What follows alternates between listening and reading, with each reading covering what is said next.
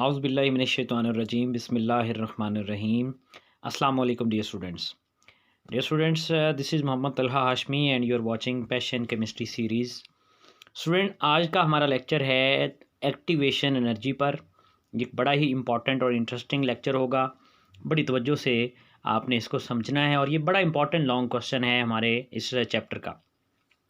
तो चलिए स्टूडेंट्स, हम अपने आज के लॉन्ग क्वेश्चन का, अपने आज के टॉपिक का आगाज़ करते हैं। स्टूडेंट्स, सबसे पहली जो चीज़ हम इसमें डिस्कस कर रहे होंगे वो ये है कि what is activation energy. Activation energy क्या है? तो स्टूडेंट, एक्टिवेशन एनर्जी से मुराद ये है कि the minimum amount of energy that must be absorbed by the system to cause it to react. यानी कि ये वो कम से कम अमाउंट ऑफ एनर्जी है जो रिएक्टेंट को दरकार है प्रोडक्ट में जाने के लिए। स्टूडेंट, आप ये देख रहे हैं रिएक्टेंट के आगे ये green arrow, green line, dotted line लगी और यहाँ से लेके ऊपर कर्व तक यहाँ पर EA लिखा हुआ है। ये एक्टिवेशन एनर्जी को ज़ाहिर कर रहा है। यानी कि अगर रिएक्टेंट के पास स्टूडेंट्स इतनी एनर्जी होगी तो वो यकीनन इस बैरियर को क्रॉस करेंगे और वो प्रोडक्ट में चले जाएंगे। लेकिन अगर उनकी एनर्जी इससे कम है तो फिर क्या होगा? वो ऊपर जाएंगे लेकिन उनकी एनर्जी कम होने की वजह से वो क्या करेंगे? वो वापस आ जाएंगे, बाउंस बैक हो जाएंगे। इसका मतलब है कम से कम एनर्जी है जो रिएक्टेंट को प्रोडक्ट में जाने के लिए, कन्वर्ट करने के लिए ज़रूरी होती है। इसी तरह स्टूडेंट देखिए, हमारे पास कुछ इंपॉर्टेंट फैक्टर्स हैं, जैसे कि अगर हम टेम्परेचर इंक्रीज़ कर देते हैं तो वो ट्रांजिशन स्टेट को अचीव करने के लिए वो जल्दी ट्रांजिशन स्टेट अचीव कर देता है। क्यों? उसकी क्या वजह है? वो रिएक्टेंट को ज़्यादा एनर्जी प्रोवाइड करता है, रिएक्टेंट जल्दी रिएक्ट करते हैं और वो प्रोडक्ट में कन्वर्ट हो जाते हैं। इसी तरह से स्टूडेंट्स, हमारे पास ओरिएंटेशन, यानी कि जो रिएक्टेंट्स की कोलाइड करने की ओरिएंटेशन है वो भी बड़ी मैटर करती है। अगर वो प्रॉपर जो है वो ओरिएंटेशन से एक दूसरे के साथ कोलाइड करते हैं, जिसे अफेक्टिव कोलिजन कहते हैं यकीनन, तो वो भी अगली स्लाइड में मैं डिस्कस करूंगा। तो ये दो चीज़ें बड़ी इंपॉर्टेंट है, एक टेम्परेचर और एक उनकी कोलिजन की ओरिएंटेशन, जो इनकी एक्टिवेशन एनर्जी को डिटरमिन करेगी कि वेदर इनके पास इतनी एक्टिवेशन एनर्जी है कि ये बैरियर को क्रॉस कर जाएं या नहीं। तो चलिए स्टूडेंट, हम नेक्स्ट अपनी स्लाइड पे चलते हैं।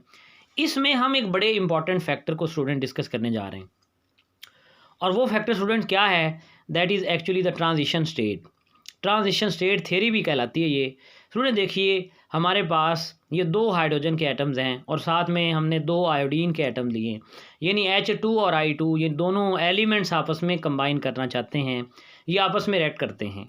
स्टूडेंट, बात ये है कि ये एक दूसरे के लिए कोलाइड कर रहे हैं। यू कैन से दैट कि if they will collide with the proper orientation with enough energy, then what will be happening? Then we can say that इनमें जो कोलिजन होगी वो स्टूडेंट कौन सी कोलिजन होगी? That collision will be affective collision. और affective collision होने से हमारे पास क्या होगा? रिएक्टेंट्स यकीनन कन्वर्ट होना शुरू हो जाएंगे, किसमें? प्रोडक्ट के अंदर। स्टूडेंट, यहाँ पे दो फिनोमेना हो रहे हैं, एक बॉन्ड फॉर्मेशन और एक बॉन्ड ब्रेकेज। अब देखिए, हाइड्रोजन और आयोडीन के दरमियान जो बॉन्ड हैं वो ब्रेक हो रहे हैं और हाइड्रोजन और आयोडीन के दरमियान जो नए बॉन्ड हैं स्टूडेंट वो बन रहे हैं। तो इसका मतलब है इवेंचुअली फिर एट द एंड क्या होगा? हाइड्रोजन और आयोडीन के दरमियान बॉन्ड बन जाएंगे और जो पहले बॉन्ड थे वो क्या हो जाएंगे स्टूडेंट्स? ब्रेक हो जाएंगे।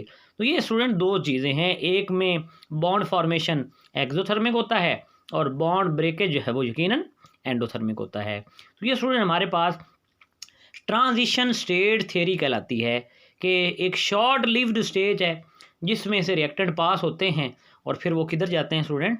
प्रोडक्ट के अंदर चले जाते हैं। इसी तरह स्टूडेंट हम आगे चलते हैं, नेक्स्ट स्लाइड की तरफ बढ़ते हैं और इस स्लाइड में हम ये देखेंगे स्टूडेंट दो तरह के रिएक्शन होते हैं, एक एंडोथर्मिक, दूसरा एक्सोथर्मिक। स्टूडेंट, एंडोथर्मिक रिएक्शन ऐसे रिएक्शन हैं जिनमें रिएक्टेंट एनर्जी अब्जॉर्व करते हैं और वो प्रोडक्ट में जाते हैं। ये आपको राइट साइड पे ग्राफ नज़र आ रहा है, इसमें आपके सामने रिएक्टेंट की एनर्जी कम है और प्रोडक्ट की एनर्जी ज़्यादा है, जो ये बताती है कि रिएक्टेंट ने एनर्जी अब्जॉर्ब की और वो प्रोडक्ट में चले गए, इसलिए प्रोडक्ट की एनर्जी ज़्यादा है, इसलिए इसे एंडोथर्मिक रिएक्शन कहते हैं। और ये जो एक्टिवेशन एनर्जी हिल है इसे ट्रांजिशन स्टेट भी कहा गया है कि अगर यहाँ तक रिएक्टेंट पहुँच जाएंगे तो फिर वो प्रोडक्ट में चले जाएंगे। और इसी तरह एक्सोथर्मिक रिएक्शन देख लीजिए कि रिएक्टेंट की एनर्जी ज़्यादा है, प्रोडक्ट की एनर्जी कम है। क्यों? क्योंकि रिएक्टेंट ने एनर्जी को लूज़ किया है और उस एनर्जी को लूज़ करके वो प्रोडक्ट में गए, इसलिए प्रोडक्ट की एनर्जी स्टूडेंट्स क्या हो गई? वो डिक्रीज़ हो गई, वो कम हो गई। इसी तरह बात को लेकर हम आगे बढ़ते हैं स्टूडेंट्स, और आगे देखते हैं कि हमारे पास एक बड़ा इंपॉर्टेंट इस लॉन्ग क्वेश्चन का जो हिस्सा है वो ये है कि हम ये निकालते हैं कि के और टी के दरमियान एक रिलेशनशिप स्टडी करते हैं।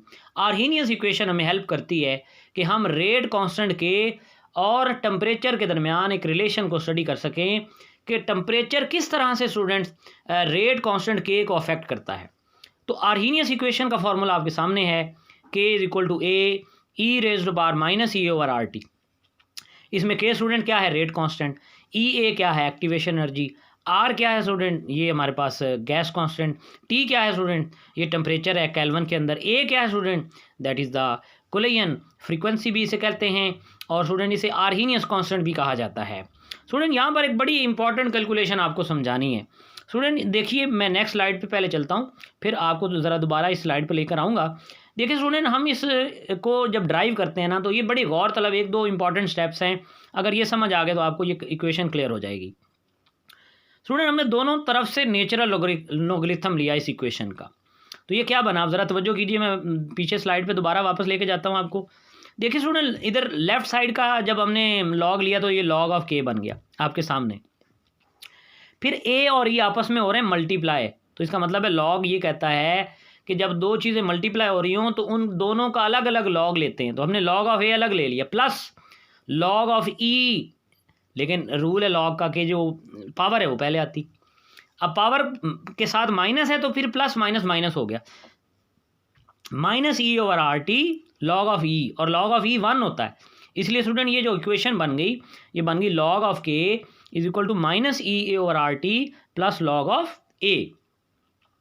इसके बाद स्टूडेंट हमने कहा कि ये जो इक्वेशन है ये इक्वेशन ऑफ स्ट्रेट लाइन है, और ये इक्वेशन ऑफ स्ट्रेट लाइन आप थर्ड ऑर्डर रिएक्शन के अंदर भी डिस्कस कर चुके हैं कि इक्वेशन ऑफ स्ट्रेट लाइन हमें ये बताती है कि बेसिकली लॉग ऑफ के वाई है, ई ए और आर स्लोप है, 1 ओवर टी एक्स है, और लॉग ऑफ ए क्या है स्टूडेंट, वो है इंटरसेप्ट। इसका मतलब ये हुआ कि अगर हम एक ग्राफ प्लॉट करना चाहें किसके दरमियान, between log of K and 1 over T, then what we will obtain student, we will obtain a straight line. आप ये देख रहे हैं स्ट्रेट लाइन हासिल हो रही है, और इसमें जो लॉग ऑफ ए है वो क्या है student, that is an intercept. तो इसका मतलब स्टूडेंट ये हुआ कि हमारे पास ये इक्वेशन हमें बताती है कि के वर्सेस 1 ओवर टी हम क्या हासिल कर सकते हैं। हम एक तो एक्टिवेशन एनर्जी हासिल कर सकते हैं, और दूसरा हम देख सकते हैं कि टेम्परेचर के चेंज करने से जो लॉग ऑफ के है वो किस तरह से जो है वो, या जो के की वैल्यू है वो किस तरह से अफेक्ट होती है, किस तरह से चेंज होती है। तो स्टूडेंट ये हमारा एक बड़ा सिंपल सा क्वेश्चन है, इसको आपने बुक से भी अच्छी तरह से रीड कर लेना है। इंशाल्लाह नेक्स्ट लेक्चर तक इजाज़त दीजिए, अल्लाह हाफिज़।